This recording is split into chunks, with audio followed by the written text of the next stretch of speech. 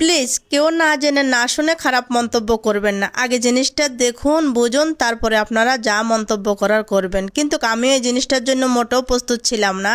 আসলে আমি যে এটা দেখব আমি কখনো ভাবি নাই। আজকে বৃহস্পতিবার গিয়েছিলাম গ্রামীণ ব্যাংকে, কিছু টাকা তোলার জন্য গিয়েছিলাম, কিন্তু এমন একটা পরিস্থিতিতে পড়বো কখনো ভাবতেছি না, মানে ভাবিই নাই। তা আমিও প্রথম ভাবতেছি হাজব্যান্ডে কেন ওয়াইফকে মারতেছে। প্রথম অবস্থায় একদমই বুঝি নাই।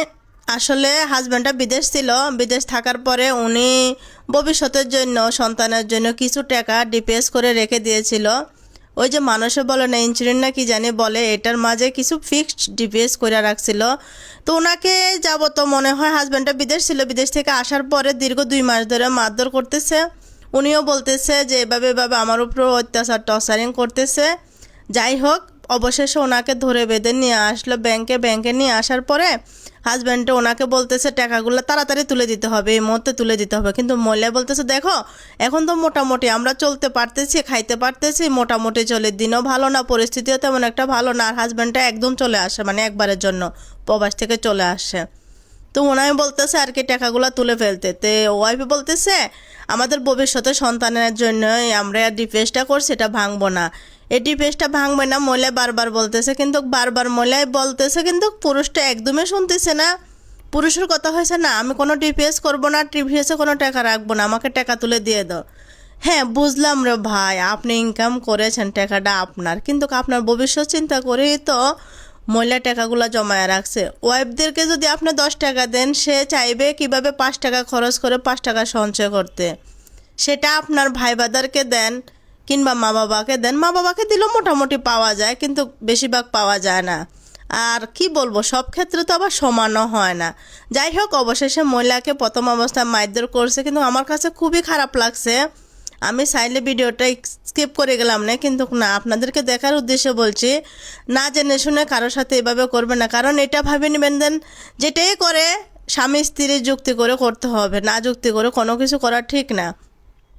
যাই হোক, কারণ মহিলার প্রত্যেকটা, মানে কি বলবো, প্রত্যেকটা মহিলার অত্যাচার মনে হচ্ছে আমার উপর দিয়ে পড়তেছে। আমার খুবই খারাপ লাগছে, তাই আর ভিডিও না করে পারলাম না। তবে ভিডিওটা করা আমার একদমই উচিত হয় নাই, তারপরেও করলাম। কি কারণে জানেন? শুধুমাত্র আপনাদেরকে দেখানোর জন্য। ভাইরে, মা বোন তো সবার ঘরে আছে, ভাবুন না আপনাদের মা আপনাদের বোন এরকমটা ভাবুন, কেন এভাবে করেন? দেখেন তো এতগুলা মানুষ, কোনো একটা মানুষ আগাই যাচ্ছে না, মহিলাকে যে এমনভাবে দিচ্ছে, মানে আমার জিনিসটা দেখে আমার এত খারাপ লাগতেছে, কি বলবো। এখন আমি মহিলা মানুষ কি করব? আমি ভিডিও করতেছি ভাই, আমিও যদি 2-1 বার কথা বলছি, বলার পরে পুরুষটার ব্যবহারটা একদমই ভালো না। পুরুষ মানুষটা এমন বিশ্রী ব্যবহার করে, আর ব্যবহারের কারণে না পুরুষের সাথে কথা বলতে আমার ইচ্ছে করে না। যদি পুরুষ পুরুষের মতো না হয়, পুরুষের সাথে কথা বলা উচিত না, কি বলেন? কিন্তু আসলে আমি বাস্তবে আমার লাইফে কখনো আমি এমন পুরুষ দেখি না যে ওয়াইফরে এভাবে মারধর করে। ভাইরে ভাই, আজকে 22 বছরের সম্পর্ক, কখনো বলতে পারবো না হাজব্যান্ড আমাকে একটা চটকনা দিয়েছে বা তুমি থেকে তুই বলছে। হ্যাঁ, সমস্যা অসুবিধা সুবিধা ফ্যামিলির মাঝে থাকবে, কষ্ট দুঃখ থাকবে, তাই বলে যে মায়ের এটা সমস্যার সমাধান, মানে মারতেই হবে, মারলে যে সমস্যার সমাধান হবে এমনটা কথা না। এর ভিতরে দেখেন একজন মোল্লা, উনিও কিন্তু ভিডিও করতেছে, মসজিদের ইমাম, উনিও গেছে কিন্তু টাকা তুলতে। যাই হোক, আমার এই ভিডিওটা আপনারা শেয়ার করে দিবেন। জানি না এটা বাসা কোন জায়গাত আর ভাইয়ের বাড়ি কোন জায়গা, তাও বলতে পারি না।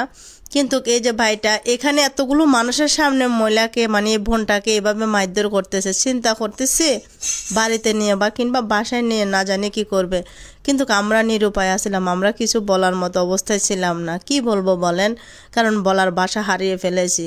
একটা মহিলার উপরে যখন অত্যাচার হয় তখন 1000টা মহিলার শরীর জ্বলে, এটা বাস্তব। কারণ ওই মহিলাকে যখন মানে মারধর করতেছে তখন আমার নিজেরও খুব খারাপ লাগছে, কি বলবো। আর ভিডিওটা আমি জানি না আমার করা উচিত হয়েছে কি না, তবু আপনারা দেখে শুনে একটু মন্তব্য করবেন, না বুঝে শুনে কেউ মন্তব্য করবেন না। অসংখ্য অসংখ্য ধন্যবাদ। অনেক কথা বলে ফেলেছে, আমার কথার মাঝে যদি ভুল ত্রুটি হয়ে থাকে অবশ্যই ক্ষমা দৃষ্টিতে দেখবেন। ভাইরে ভাই, আপনাদের মাঝে মিটিয়ে নেন, ঘরের মাঝে এগুলো ব্যবস্থা করে বুঝিয়ে নেবেন স্বামী স্ত্রীর মাঝে। কিন্তু কি যে বাইরে আইসা যে একজন মহিলার উপরে ভাবে মারধর করাটা একদমই পুরুষের উচিত হয় না। ধন্যবাদ সবাইকে ভাই।